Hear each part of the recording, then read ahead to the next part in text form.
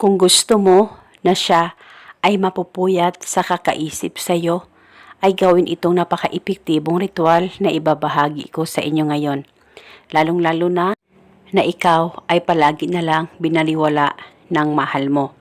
At gusto mo na pakakaisipin kanya at siya ay mapupuyat sa kakaisip sa iyo pagkatapos mong gawin ang ritual na ito.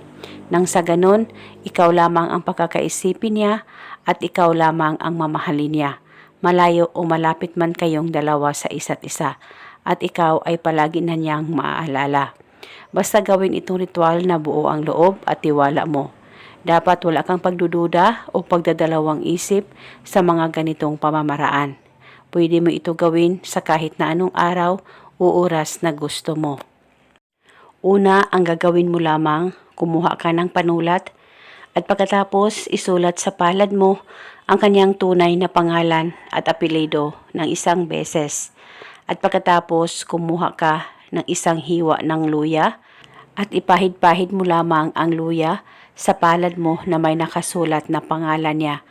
At habang pinapahid mo ang luya sa palad mo, ay banggitin mo ang kanyang pangalan at apelyido ng paulit-ulit.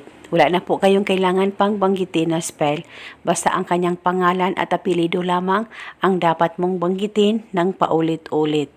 Huwag po kayong mag-alala, kung mabubura po yung nakasulat dyan sa palad mo ay wala pong problema as long as nagawa mo na itong ritual. At pagkatapos itong luya, ilagay ito sa ilalim ng unan mo at unanan mo ito sa tuwing ikaw ay matutulog. At kung gusto mo rin sa araw, ay dalhin ito, ilagay lamang sa bulsa mo. At paniguradong mapupuyat sa kakaisip sa iyo ang mahal mo.